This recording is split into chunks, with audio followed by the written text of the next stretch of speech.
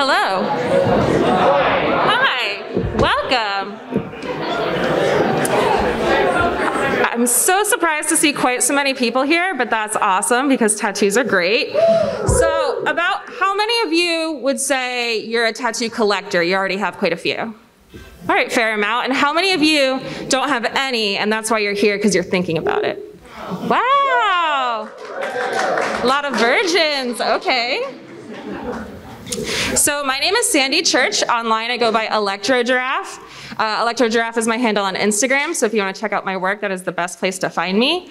I own a tattoo shop called Radiant Body Art in Troy, New York. I'm very proud of it. We're like the super queer, friendly, outgoing tattoo shop of the area. I've been doing this for about 5 years. Prior to that, I actually worked in the fashion industry.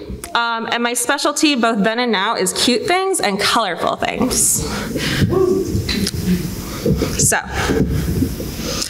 what we're going to go over today is breaking it down into a step-by-step process. We're going to come up with what's your idea for your tattoo, how are you going to communicate that to your artist, the actual process of what it's going to be like to get that tattoo, and then we'll have time at the end for a Q&A. And my big disclaimer is that every single artist is going to tell you different information, especially about how they work, their products they recommend.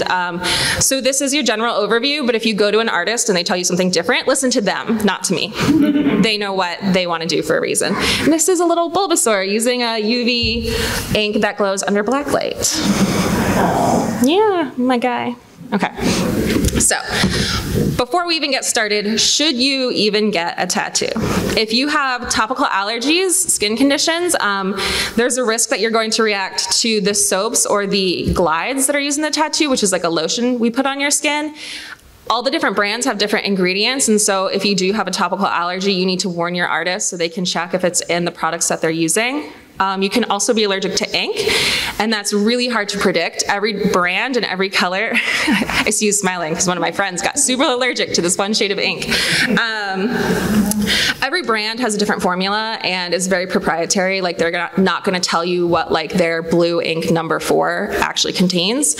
So unfortunately, that's not something that you can prevent. You kind of have to just fuck around and find out. But if you're really concerned about it, stick with black ink. Like nobody reacts to black ink, so that's the safest way to go.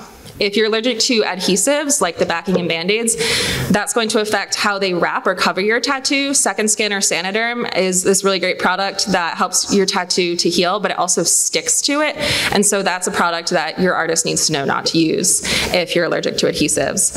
And if you have really sensitive skin, pre-shave the area if you know where you're getting the tattoo, because we're using like shitty disposable razors and we're using soap instead of shaving cream. So if you get like bumpy and irritated, just shave in advance. Now, if you have any kind of bleeding or clotting disorder, you definitely don't want to get a tattoo. Even if you get the tattoo and it heals, it's not going to look good because it's going to bleed so much that it turns into a scabby mess, and tattoos don't heal well when they scab. So even if you want to go for it and get the tattoo, you're probably going to spend a lot of time and money and pain and suffering on a tattoo that's not even going to look good when it's done. And so diabetes, because there's circulation issues with diabetes, especially if like your A1C levels are pretty high, it's a similar problem. You're gonna have tattoos that don't wanna heal, especially on lower limbs. Even for anyone, lower limb tattoos tend to heal a little slower because of that circulation issue. So that's definitely something to keep in mind. If you have any kind of disorder that's gonna make you bleed or not heal, you definitely don't wanna get a tattoo until you get it checked out, or at the very least, talk to your doctor and get the go-ahead to get a tattoo. So now, fandom tattoos specifically, because that's why we are all here, there are some positives and there are some negatives. So on the side of the positives, it's great because anytime someone recognizes your tattoo, they're gonna be really excited about it. They're gonna be like, oh my God, that's my favorite character, like let me see your arm. And that's a really cool experience. It also brings you joy. You know, every time you look in the mirror, you look down at this body part, you get to see something that puts a smile on your face. And of course, bragging rights. We're like, oh yeah, you think you love Sailor Moon, look how much I love Sailor Moon. But I think in this case, the negatives are definitely worth considering because there certainly are a few. First of all, this thing you're getting, will you really love it forever? Because tattoos are permanent. And there's more that you can do to change or cover a tattoo than you might think. But that is a lot of work, and ultimately you don't want to have to go through that. So will you actually love this thing forever? And I know a lot of people, especially people who have a lot of tattoos, don't necessarily care if they're going to love it forever. Like, they'll look back and be like, this was a period in my life and this meant something to me, and I will always cherish it as like a precious memory. But I also know lots of people who get tattoos covered because they're like, this doesn't speak to me anymore, it's not who I am anymore, I don't want it on my body. So you kind of have to dig deep and decide which of those people you are. If you're okay having a tattoo of an anime you haven't watched in 20 years, or if you think that would bother you. And of course, if something is still being made, you have to ask yourself, is this going to get worse or take a new direction? Are you going to get your favorite character and then your character gets like the weirdest arc and turns into somebody else? So it's always a risk when something's pretty new, that like you don't know what the creators are planning with this. And of course, number 3, the JK Rowling route. Will the creators say something terrible on Twitter? And once again, I know people who see it both ways, like people who love their Harry Potter tattoos because they can separate the art from the artist and just love the art. But if you think that the artist could ruin it for you, then possibly you need to like get to know them a little bit. Like, are they active on the internet? Has this person, maybe this is like the author of my favorite book series has unfortunately passed away, but it also means he's never going to say something awful out of the blue. So he has that going for him. Terry Pratchett. Yeah, Terry Pratchett. Okay, so now when it comes to how you represent your tattoo, we have a few different options. We have the subtle or under the radar tattoo that only another fan is going to recognize, and then there's like the super obvious route. I also forgot to mention all these pictures on here. I kept the Instagram handles if it's an artist that is not me, in case you want to look them up. If it doesn't have a name on it, it's one that I did. So the one on top is from Star Trek, and I did that on a friend of mine, and that's the logo for, I think, like the Vulcan University. Yeah. And so that's something where like someone walking down the street is just gonna be like, oh, that's like a cool, weird, shiny thing. And maybe like the Naruto one below it is still pretty subtle. Like if you've never seen Naruto, you might not know what that is. And you'll be like, oh, what pretty flowers. And so if you do kind of have these worries about like, do I want this to be my whole personality? You can go low key like that. Versus this very cute Totodile, which is like, there's no mistaking. That's your favorite Pokemon. And that's great. So you also want to question if you have a plan. You can have a big plan, or you can just go in willy-nilly. Either route is fine. Some people, though, do want to have like an overall theme or style. So if you wanted all black and gray tattoos, or all color tattoos, or all of your nerdy stuff in one spot, and then like save another spot for like tattoos about my family, that's something you might want to decide sooner rather than later, so you can start formulating this plan. I also think it really helps with, if you're like me and you're indecisive, when you have a plan like that, it takes a few decisions out of the equation, because it's like, oh, this one's black and white, I guess it's going on my black and white arm, and then problem solved. So saving room for more is another thing you might want to think about. If you think one day, oh, I want like a really cool sleeve, or like I want this huge thigh piece, you just want to make sure you haven't already stuck like a silly little flash tattoo in that spot and then kind of ruined that spot for this like big grand piece that you might want to plan in the future. And so this picture here I thought was a really great example of like the plan. So this client, I didn't do the tattoos around it, but I did the puking watermelon, and they had like all black and gray on that arm, and they were sticking with it, and that was like their flash arm. So flash tattoos are things that are pre-drawn. You didn't go to the artist with a custom idea. They just had this page of stuff that they're like, I want to tattoo this. This is cool. And you just pick something off the page. Usually you get like a deal or a special. You might get it at like a Friday the 13th sale. And so this is where they were sticking a lot of their flash, and they had this little gap.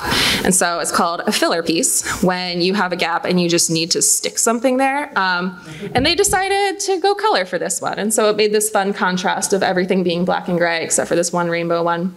And so patchwork sleeve is also a good way to have a plan without having a plan, especially if you want a bunch of little tattoos. You can be like, okay, all my little tattoos are going on this one arm, this one leg, so that eventually it will come together and look like one coherent piece. And if you plan on doing that, like this, how they had all black and gray, like it did make it look coherent because it was a bunch of disjointed, like there's obviously a really different style between the Medusa and the Tweety, but like it still came together as a whole because they all had that black and gray look. And of course, these are all things to think about. If you don't give a shit if your tattoos match, totally valid. You do you. Okay, so you also want to think about the size and the placement in addition to thinking of the subject matter. And there's a lot to think about with this, and a lot of this is more the artist's job necessarily than you as the client. So step one is, does it read? And that's basically what we call it when you can tell what it is from a few feet away or from across the room. You don't want to jam in so many tiny details that like no one can tell what it is unless they're up super close to you. I don't have a lot of super visible tattoos, but my friends who do tell me that if someone can't tell what your tattoo is, a full-on stranger will just like grab you in the grocery store and be like, let me see your arm.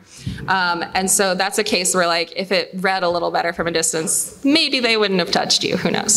So in addition to not wanting tiny details for the sake of design, tattoos change as they age. It's not like drawing digitally. And every single tattoo picture you see online, including all of these, are pictures of fresh tattoos.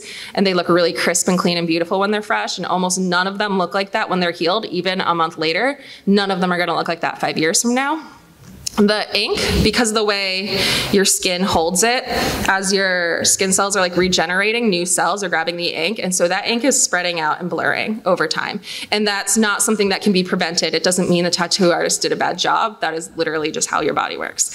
And so anything with really tiny details, you're going to lose the details, and if it's a lot of like black line work details, as they spread, it's just gonna turn into like one giant black blob. And so you might ask for a really tiny tattoo from your artist and they might be willing to do it for you, but that doesn't mean that it's going to look good in a few years.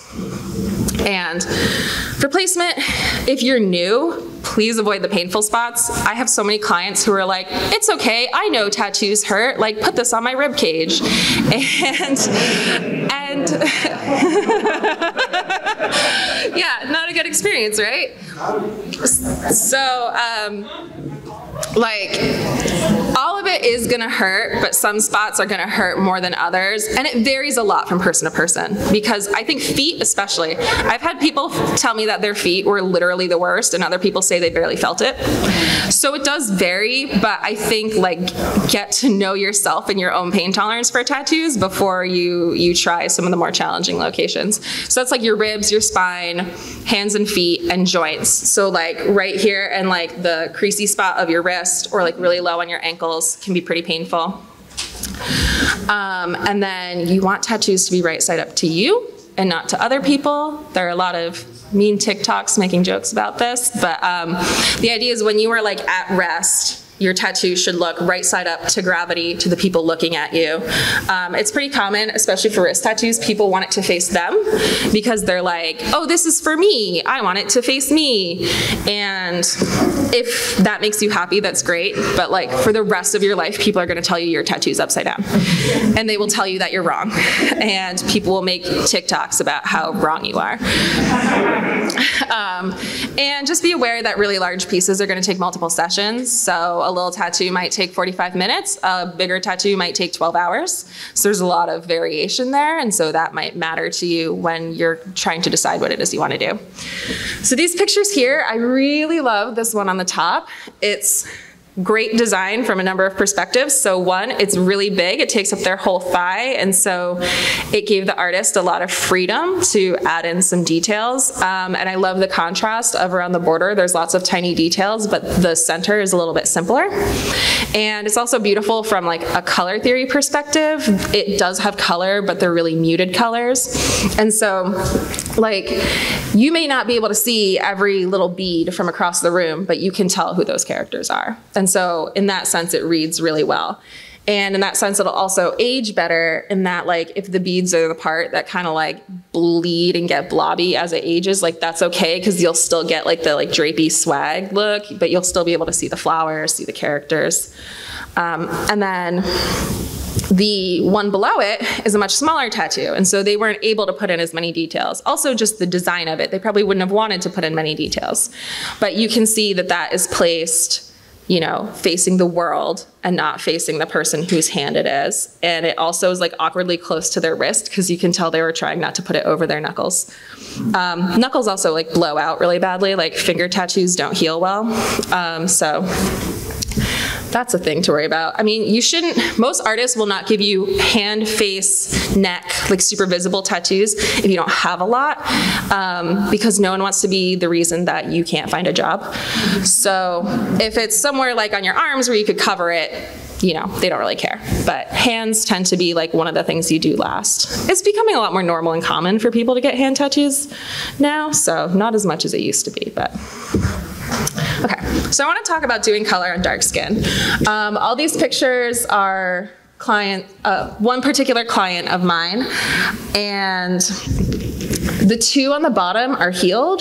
The two on the top is, of course, the before and the after.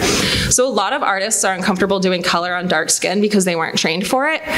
And if an artist says that your skin is impossible to tattoo because you're too dark, get a second opinion. And this isn't usually because your artist is being an asshole. It's because it's a job where you're trained by one person, like you do an apprenticeship. And so that one person who taught you maybe never learned because the one person who taught them never learned. And so they might just not know a lot about it. The trick is to know a lot about color theory and how the color of the ink is going to play with the color of your skin. So everybody is warm toned. I know we talk about like cool and warm tones when you're talking about like makeup or hair dye, but no one is like literally blue. Like we're all some shade of like yellow or orange or red. And because of that, warm colors are going to work better because it's not going to fight with the color of your skin. All colors look darker when they're healed, and that goes on any skin color. Once again, when you see like the bright, vivid tattoos, it's because those photos are taken fresh. Nothing is ever as vibrant when healed, and that's the case here as well. And so you want to go with like light, bright colors, because if you put a dark color over dark skin, it's just gonna like double up, and then it's gonna look like a muddy mess. So the colors that work less well are like those cool tones, where, because like if you know color theory, you know the color wheel, like opposites turn brown. So like if you have someone with an orangey skin tone and you put blue ink, that's going to combine into this just like muddy mess, and it's hard to see. So the two pictures on the bottom, like I said, this is the same person, but the inside of her arm, like we're all kind of lighter there. We don't tan as much there. The unicorn's on her upper arm, and so she is a little darker and more tan there. And so the blue, like there's like a blue teal that's in that banner underneath that didn't, it's just not as clear looking. Like it's blue-ish, but it doesn't look as much like a clear, obvious, like, yeah, that's teal. Versus the blue that's on her forearm showed a lot better because it's a lighter spot, whereas the pink in both spots looked fine.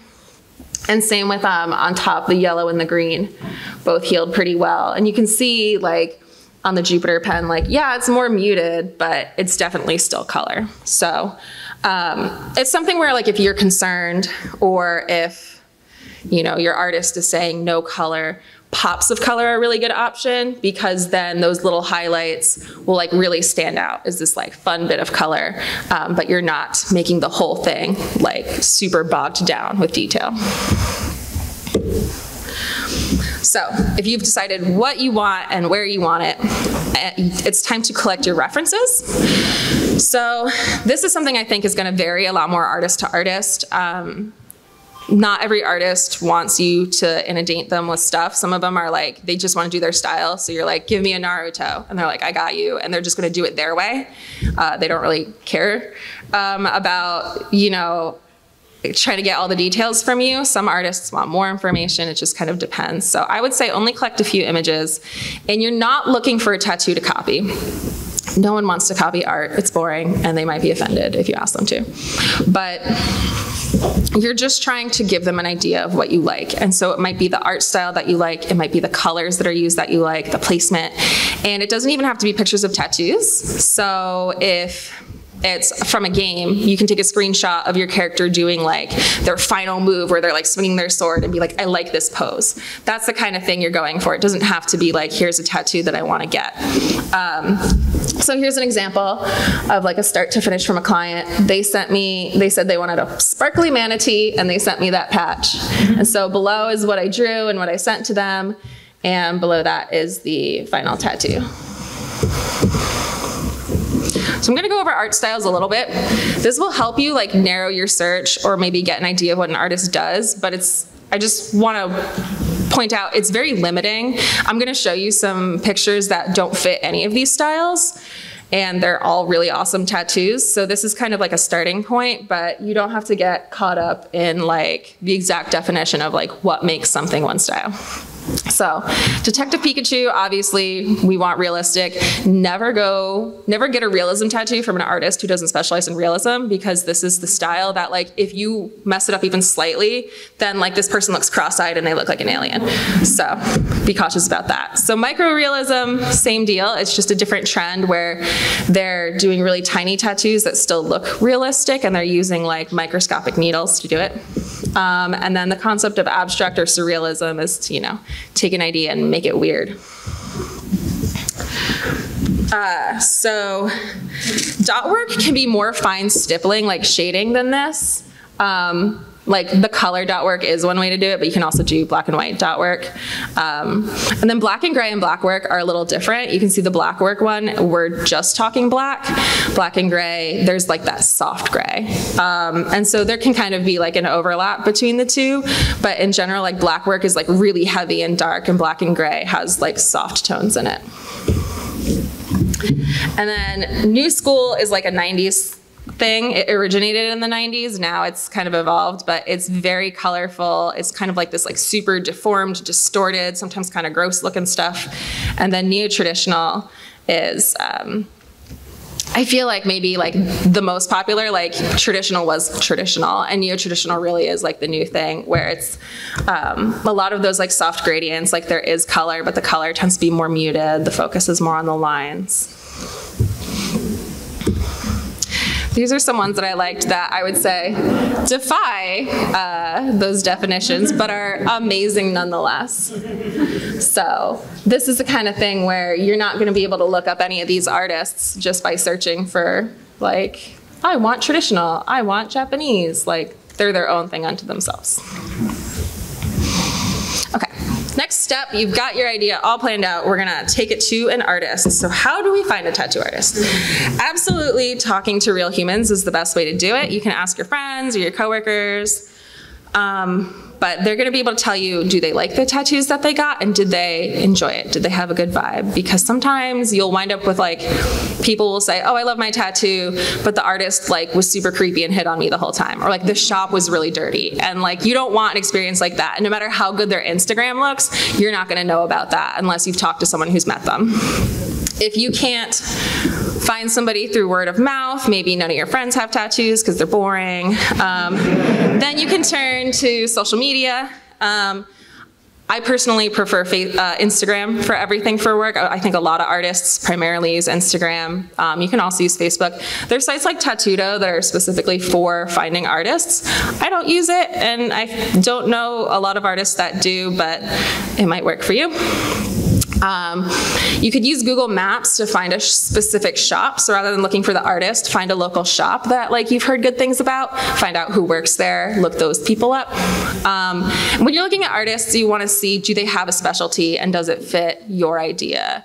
Because like I said about not getting realism from the wrong artist, they might be capable of doing the tattoo that you're asking for, but they're not going to excel at it. They might be not as comfortable with it, or they might just be a little bored with it if it's not the kind of work they want to do. So here's an example of two different Lugias. They're both these like cool dynamic poses, but they're super different styles. The one on top I would say is almost kind of new school, because it's got like that like smooth gradient shading, the hard lines, and that like hand reaching out to you. And the one below it is more realism. Like that Game Boy looks incredible. And like just any random artist would not be able to make the Game Boy look that good. So you definitely want to look at your artist and see what they're good at and find somebody whose strengths are what you're looking for. When you are ready to reach out to them, see if you can find out their preferred method of contact. A lot of artists want all of their messages to go to one place. It's really overwhelming when you're getting messages from like every website under the sun. And so a lot of them, I think, prefer to use email, but you can usually find on their Facebook or their Instagram how they want you to contact them. And if it doesn't say, you can always send them a message and ask like, hey, if I want to request a consultation, like, is this the venue to do it? You also want to find out how they price and how they want payment. So some tattoos are hourly or by the piece. So they might be like, okay, I charge, you know, $200 an hour and I think this will take 3 hours. So it's probably going to be 600-ish, but it's like based on the span of time. Whereas they might just look at it and just say outright, that's 500. So you want to find out how they're going to charge. A lot of artists require a deposit. It might be a flat rate. It might be a % of your total. And find out if they only accept cash or Venmo. And then when you time your tattoo, think about things like going swimming or going on vacation or playing in a big sporting event. Because I used to work in a town that had like a lot of tourists, and I'd be like finishing up the tattoo and going over the aftercare, and I'd be like, and no, going swimming. And they'd be like, what? I was going to the lake tomorrow. You can't do that with a tattoo. So if there's like a big, you know, tropical vacation you're about to go on, don't get a tattoo right beforehand because you're going to ruin your vacation or you're going to super infect your tattoo. So find out your artist's specific design process. They might want to do a consultation. They might be willing to just chat with you on Instagram. They might want you to come to the shop. You get to show them your references. Find out if they'll show you a drawing in advance or at the appointment. Some artists don't want to send drawings because there's a pretty high risk that someone will steal that drawing and like go to another artist or something like that. So a lot of them, you don't get to see the tattoo until you walk in that day. And if you're uncomfortable with that, maybe you're nervous because you're new, that's something you want to be aware of so that you can like talk to the artist in advance and see if maybe they'll show it to you if you come into the shop. You know, sometimes you can come in for a consult and see it there before your appointment. You just don't get to take the drawing home with you. And then find out how long it's going to take so you know you set aside enough time, how many sessions it'll be. This is an example of flash art like I was talking about. If you don't necessarily want to come up with your own custom idea, you can just follow some artists you like, and if they post some flash that you like, be like, hell yeah, I want that BMO. And then you don't have to plan anything, you just get that BMO. Always, always be willing to speak your mind. Ask questions if you don't understand what's going on. Ask for changes if you're unhappy. They should be used to it. They're not going to freak out. If they do freak out, they suck and go to a different artist. All the time, I have to tell my clients, like, especially with the stencil, which I'm going to talk about that, but like you can wash it off and move it. And I always tell them, like, I can move it. And then they'll be like, oh, well, in that case, like maybe a little bit higher. And it's like, you know, those people were obviously not going to say anything, and they were going to let me give them a tattoo in a spot they didn't like. So it's definitely better to speak up and make sure you get something that you love. As you're coming up to your appointment, if you want to use numbing creams or anything, get permission from your artist. Some artists don't like them. I'm told it can interfere with the tattooing process. Most of my clients I've only had a few people use the numbing cream, so I can't speak personally to that, but the best numbing creams work an hour or two in advance. So I know like you see a lot on like Instagram and TikTok about like the numbing and it helps, but that's not something your artist can do for you. That's something that like you have to buy that and use it yourself.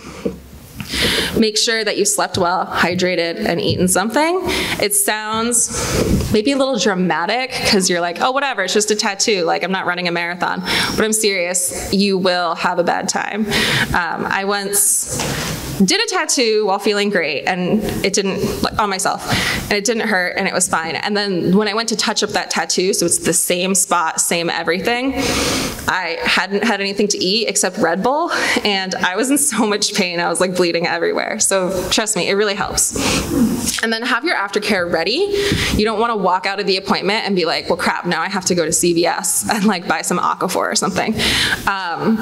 Saniderm, which we're going to talk about later with the aftercare, but it's that bandagey stuff. You keep it on for a few days when they send you out of the shop, but you can buy more and reapply it at home. You can just get that on Amazon. And so if that's something you want to do, you can order that in advance. And it's same with like your aftercare, you know, if the shop you're at doesn't sell aftercare, you're kind of limited to what's at like CVS or Walgreens, and so you might want to look something up in advance and buy that online. All right, it's time to get tattooed. So, at your appointment, bring a bottle of water so that you can keep hydrating. You're gonna fill out a bunch of paperwork, and most of it's really obvious, like, I understand this tattoo is permanent, but there might be some curveballs in there, so make sure you actually read it and ask your artist if you're confused about it. You need photo ID. It has to be like a government issued photo ID that proves you're over 18. So it can't be like a student ID or something that doesn't have your birthday and isn't official enough. And then your artist is going to start by applying the stencil, which is what they're following when they're doing the tattoo.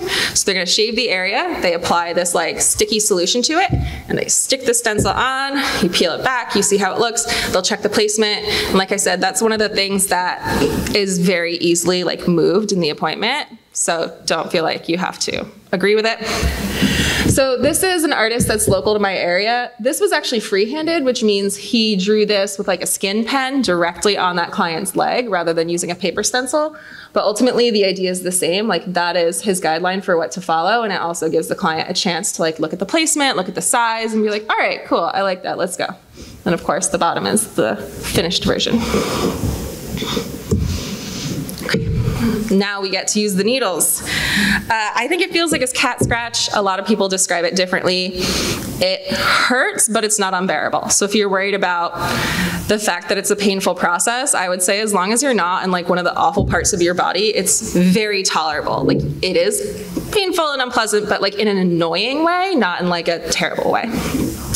Bleeding and swelling are normal, so it's gonna be kind of a gross process. If you get lightheaded or nauseous, tell your artist. A lot of people their blood sugar will start to drop, and so they'll start to not feel well. Sometimes people can pass out during a tattoo, and so if you start to feel kind of icky, you can ask for a break, eat or drink something that will help you feel better. If your blood sugar drops easily, you can bring candy or a sugary drink with you so that like when you start to feel kind of weird, you can just like take a break, have your drink, give it a few minutes and feel fine again. Don't tough it out because you're just gonna, either pass out, which is gonna mess up the tattoo if your artist was touching you while you pass out, or if you feel really terrible, you're gonna bleed more, which is gonna make the artist job harder and it's not gonna heal as well. That's why you never wanna power through on like no sleep or dehydrated. Like the more you bleed, the more of a problem it's gonna be, the worse the tattoo's gonna heal.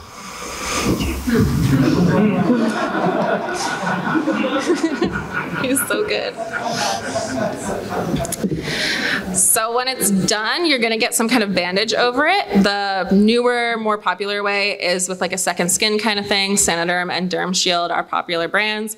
If you are getting lots of tattoos and you want my recommendation, get Derm Shield. It's way better than Saniderm. Otherwise, they're either gonna wrap it in plastic, like straight up saran wrap from your kitchen is like the old school biker way to do it, or they might put a gauze pad over it. But you just wanna keep it protected. I think sometimes people don't necessarily understand that a tattoo is like a wound. This is like you skinned your knee. This isn't just like a pretty sticker on my arm. And so you need to be as cautious about cleaning it as if you did have like a big gaping wound on your body. And so we want to keep it protected, especially for the first few days. And you want to be gentle with it, so unscented soaps, unscented lotions. You don't want to introduce germs by like patting it, like drying it with a hand towel, because that's like just going to put germs back in right after you washed it. And then you will be moisturizing it like crazy. A&D and Aquaphor are the classics. That's what you can get at the pharmacy. They go on way thick and they don't let your skin breathe. So I really don't recommend them. Something that's like actually made for tattoos works a lot better. But yeah, for like the first week, you want to use something that's like safe for use on a wound, like A&D or Aquaphor, like a first aid product, and then you can switch to lotion, and then it's going to get real itchy, and it's going to get real flaky, and you're going to want to scratch it so bad, and you just need to keep moisturizing it and not scratching it.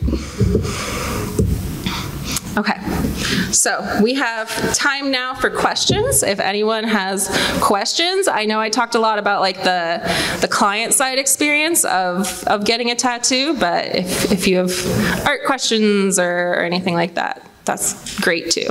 Right here. Why not? Hey,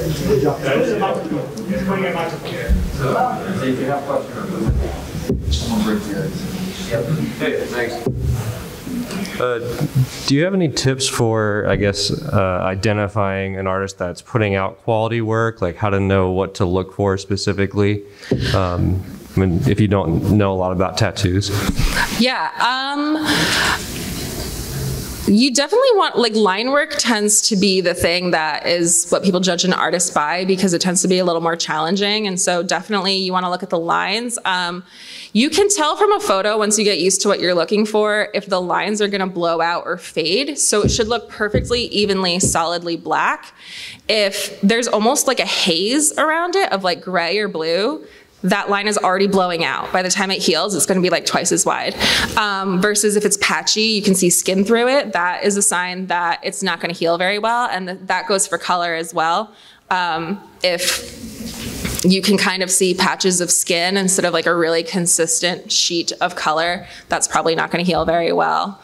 But for the most part, aside from some technical things like that, it's more just about like what style vibes to you, you know, as long as it's not like super blown out or like so overworked that the skin is like a bloody mess, then it's a good enough tattoo as long as you like it. How well do UV tattoos hold up, and can they be touched up later? You can absolutely touch them up later, and the one that I have on my leg, I guess I've had for 2 or 3 years now, and it's just as bright as when I got it. So I don't know if maybe 20 years from now it will fade faster than the rest of my ink, but I mean, they do hold up for like a few years at least. So the last time I tried to get my next tattoo, which is going to be a big back tattoo, I got stuck in the finding the artist phase because the one artist I wanted was so big that they only accept applications like once a season for a week, and I did, and they never responded, which means they didn't accept me. And I'm like, now I need to find a new artist, and it's kind of like there because I'm back to square one, and you realize like, yeah, I like this person, and they're like, I'm sorry, so many people want me. Yeah. Yeah, that's really common. A lot of artists will book out like weeks or months, years in advance and like only have applications open really briefly. At that point, if you don't want to keep waiting to keep reapplying and trying to get in, you can sort of take a chance on a local artist. And I would recommend starting with something smaller. If there's maybe a smaller piece you'd be willing to get, that would be a chance to meet them. I have literally thought about this for 10 years. I'm willing to wait more, but it's like, I just want this done. Yeah, someday you'll get lucky. Hi. Now, you went over some things to do in preparation for and while in a shop. What are some of the biggest red flags as an artist that you wouldn't want to happen or to see from a customer? Interesting. I think that some of my bad experiences have been with clients who are pushy in a way, but taking it from like advocating for themselves to just being unreasonable. You know, like they ask for something, you explain why, like, listen, there's a reason we can't do that. And they're like, no, it'll be fine. That kind of thing. But I think that like, also being willing to like communicate, you know, I hate when I get a message that's like 3 words long and it's just like tattoo me. But when people like take the time to like sit and write out like what they want, it's less of a red flag. So yeah, I think that the people that kind of don't want to talk to you but expect to get their way, where they just reach out with a message like, I'm free Friday, I want a tattoo. And it's like, I'm not free Friday, you know? So just, I don't know. I guess basically what I'm saying is have basic manners and you won't be a red flag. Okay, so I have kind of a multi-part question. So I was wondering if you could go a little bit more into detail about the difference between color and black lines. And also, I do have diabetes, and after I got a tattoo since getting diabetes, I noticed that the color definitely healed slower than the black part. Yeah, so color almost always tends to heal slower, and this kind of goes to your first question as well. The big difference between line work and color, or even if it's not color, but but it's gray shading. It's a similar technique. The lines, the needle you're using is this like really focused point, and it's more of like a cut, like a sharp cut, whereas doing the color is more of like a big scrape. And so there's all this surface area being damaged, whereas like a sharp cut heals faster. Like that's why the whole like paper cuts like hurt like crazy, because it's actually really rough. Like the line is the sharper, smoother cut. And so they do tend to heal faster than color. And so that's normal with any tattoo to have the lines heal faster than the color. But like the situation with being diabetic may actually have made it more obvious that because your tattoo may have healed a little bit slower, it was really obvious that the color was taking its time. And then like with color, you know, with the line is like that sharp cut, tattoo needles are actually like groupings of needles.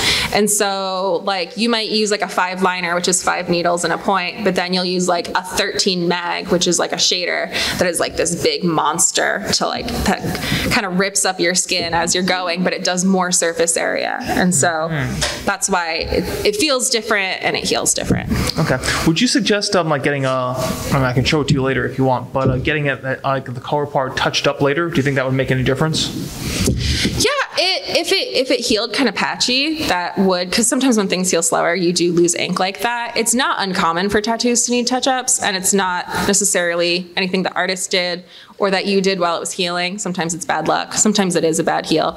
But yeah, if you don't like the way it looks, the touch-up is always a good idea. Okay. All right, thank you.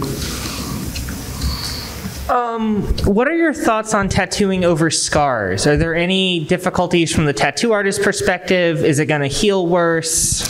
That is something I wish I knew more about, but I can tell you in general, it depends on the type of scar tissue. So some scars will take ink just like normal skin, and you might feel a difference in texture as you go over it, but ultimately the end result is the same as if it wasn't there. But some denser scars won't take ink at all. So going over it will hurt like crazy, and then the ink will completely vanish. So if you have like, you know, a thicker or a more prominent scar, it's something you'd want to find an artist who like specializes. But over finer scars, you really don't notice the difference very much as an artist or as it's healing. Okay. Is there a good way to convey to an artist that I'm very uncreative? Can you go back and forth with me without being like, hey, do free work for me? That's a great question. I mean, I think that like when someone is like uncreative and you kind of give them some freedom and be like, hey, like do what you want with this. I don't know. A lot of artists are going to enjoy that. Mm-hmm. But how many revisions people are willing to do really varies person to person. The artist that owns the shop where I learned makes you pay for drawings, and if you want revisions, pay for more drawings, which is not how most artists do it, but some artists are gonna be jerks about things. So I think that just like explaining like you're not sure what you want, but maybe see some sketches. They might have you put down a deposit for your tattoo so that they know that at the end of this back and forth you are going to get it, and then they might be more willing to do it. I wanted to know what your favorite tattoo that you've done before is. Oh my God. I feel like it changes depending on just whatever I've done most recently. That fat tiger that's up here somewhere is one of my favorites. And then I didn't wind up putting it in here, but there's a tattoo I did as an apprentice, so like 5 years ago, that is a rainbow T-Rex skull that's like glittery, and it like now that one. Now looking back at the photos, I thought it was so good when it was done, and I look back and I'm like, oh, you can see that this ink was gonna fade. Like you could see that it was gonna need touch-ups, but I think it always holds a special place in my heart as like my first ridiculous rainbow tattoo. Thank you. Hello, sorry I can't be later. So something that's been holding me back from getting a tattoo is I'm like, oh, I've seen or / heard getting some tattoos, you'll look differently on like darker skin, or some stuff looks like really bad on dark skin.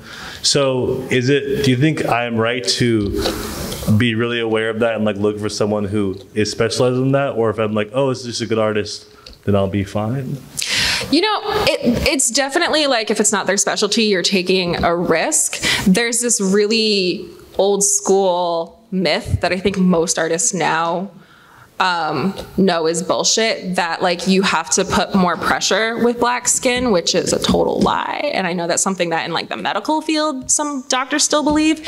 And so this like belief that it's going to heal looking different was more due to artists doing it wrong, not the skin, just the artists being idiots. And so I think that like, if you're nervous, definitely find an artist who has like a specialty, or like who like you can scroll through their Instagram and see like how their tattoos look.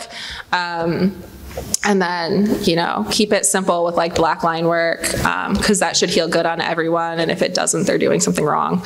Okay. But yeah, I think like obviously it's right to be cautious because this is going to be permanent, but you can definitely find an artist who'll do a good job. Okay, thank you. You're a great artist.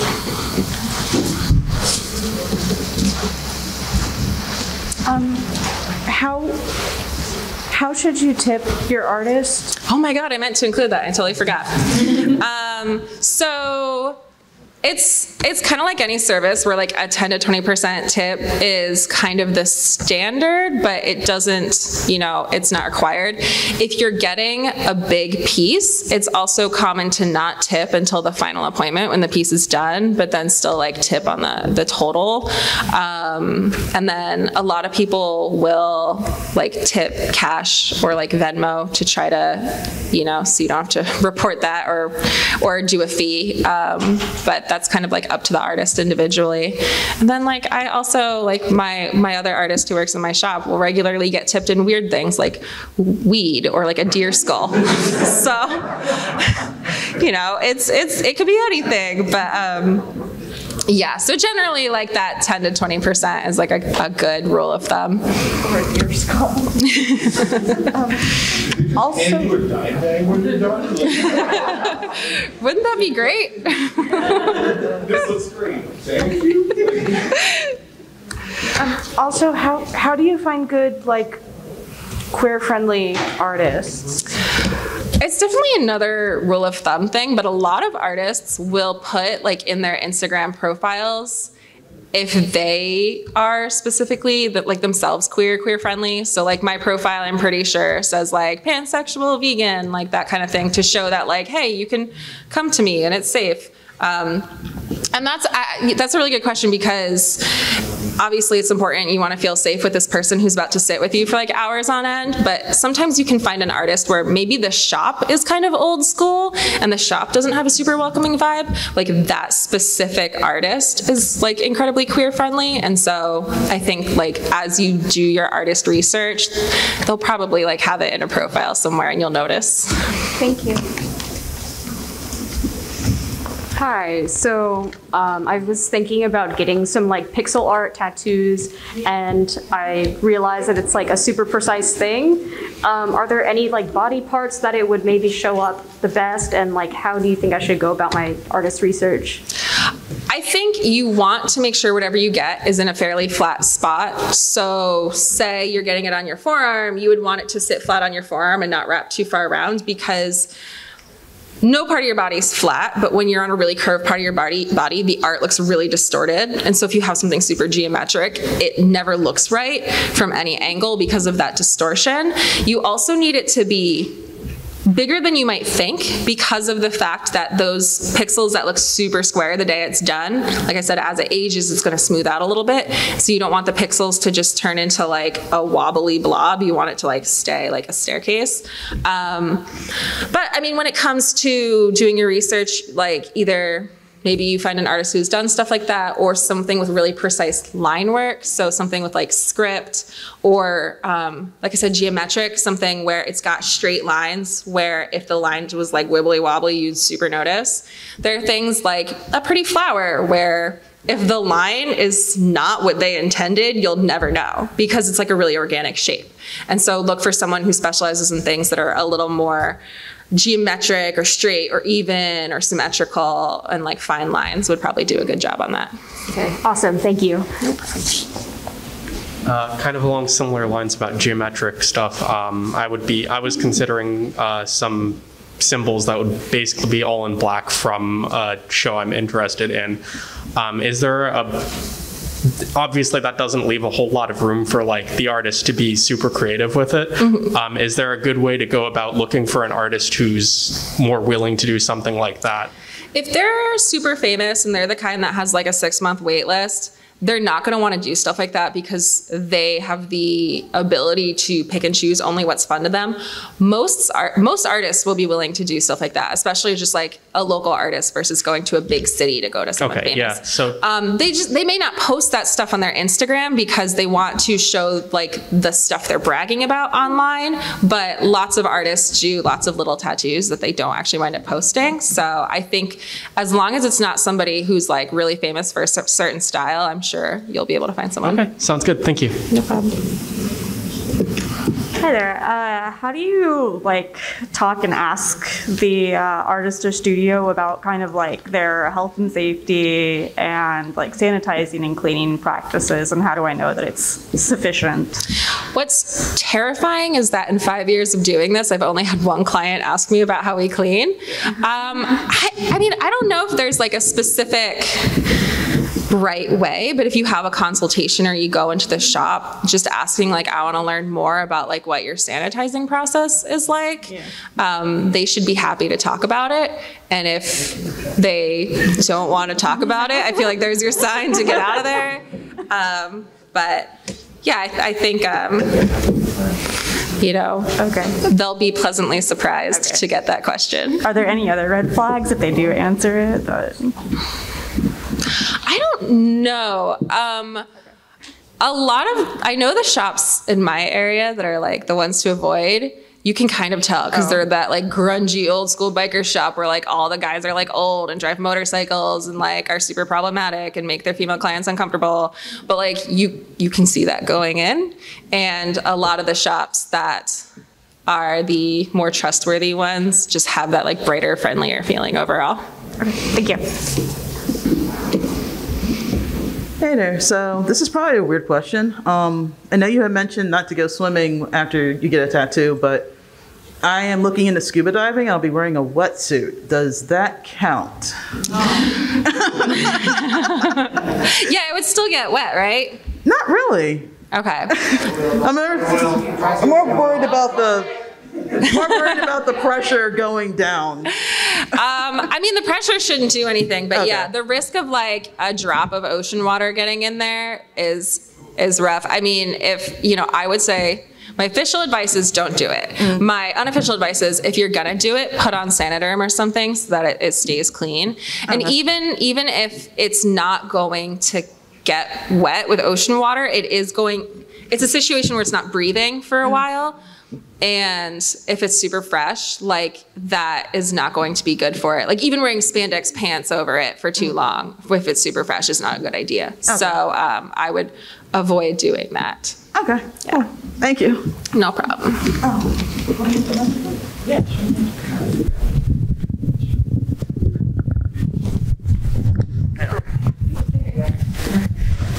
Hi, you recommended using example art. Do you have any advice about providing like your own art?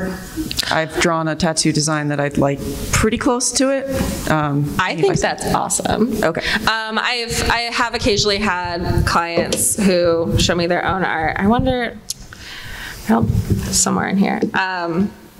I don't know if I have the picture, but no, I think that is really cool, and that unless your artist is just like a control freak jerk, they're probably going to be enthusiastic about that. I mean, I personally love because when you've drawn something, it's super specific. Like I don't have to ask myself like, oh, what color should this be? Like where should this go? Like what does this part look like? It's just, the work's already done.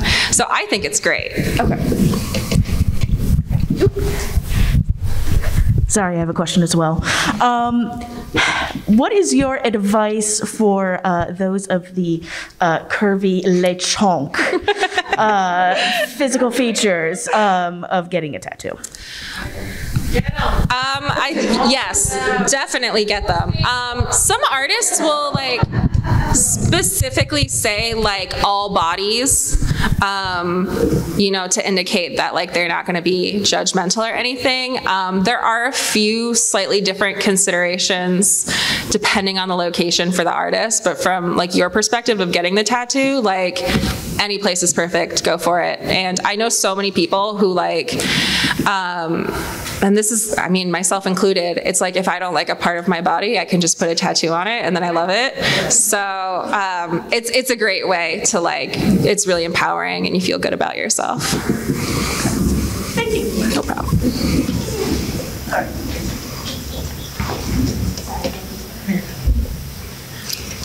You were mentioning with like art blowout and line arts, how thin of lines would you recommend, like minimum thickness, so that it doesn't blow out or the tattoo ends up looking like garbage a couple years down the road? Unfortunately, the answer is it depends. I mean, so like I said, tattoos, needles are a grouping of needles, and you can go down from, like a 14 liner to literally a 1 liner, whereas this one microscopic like hair. Mm-hmm. If the lines are too thin, they're more likely to fade instead of blow out, so they'll kind of vanish completely. But it's very proportionate to your design. Maybe I can find an example.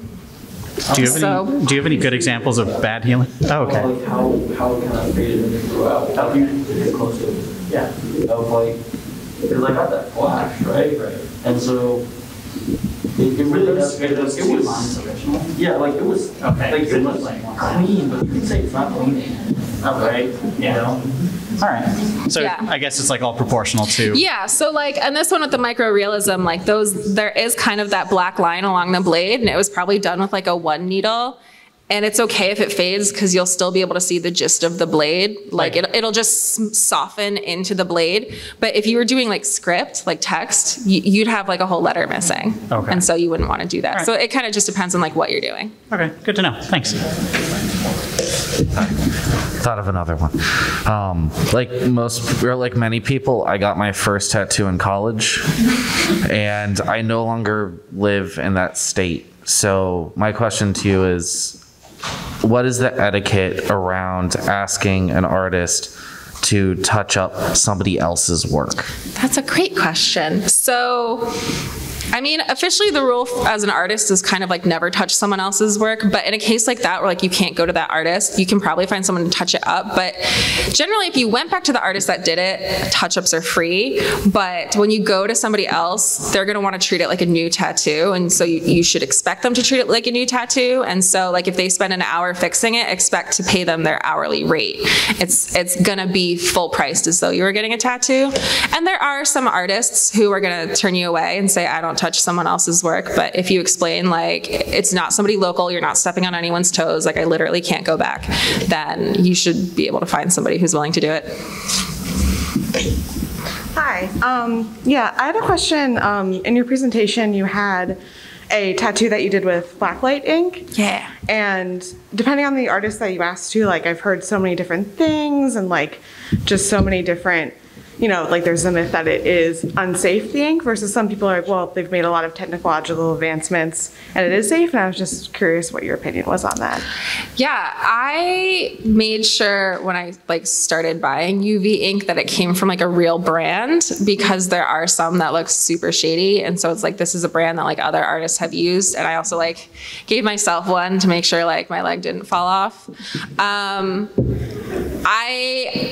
To my knowledge and my understanding, they're not unsafe, but it's also the kind of thing where like, I don't know, 30 years from now, like we might all find out we have cancer because we got these blacklight tattoos. Yeah. So err on the side of not getting one if you're worried about it, because like they are cool and they are fun, but it is really like a gimmick. Like how often are you going to see this tattoo under blacklight? Like, unless you're like me and you have like a blacklight flashlight to like show it to people, yeah, no one's gonna see it. So yeah, probably better to avoid if you're nervous about it. What brands would you recommend asking about? There's one brand specifically that I get from my one tattoo supplier that I use for everything, and I think it's by Immortal Ink, but I don't know off the top of my head. I can like see the bottle in my mind. Yeah. But Yeah, I don't know. There's like some weird ones that you can find on Amazon that I wouldn't trust. Yeah. So just like ask them, like, did you get this from a real supplier? And like, have you used it before? Have you been using it for a while? Like, have you had any reactions? That kind of thing. Cool. Totally. Thank you. You're welcome. Sure.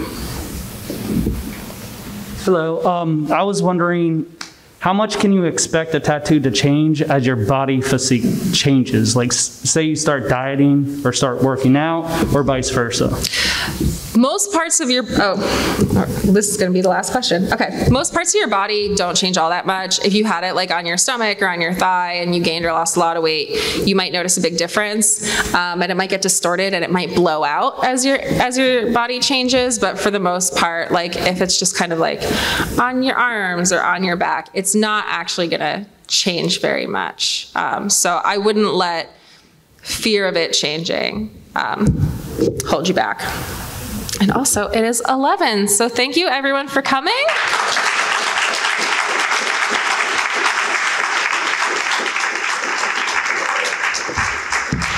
Enjoy your MAGFest.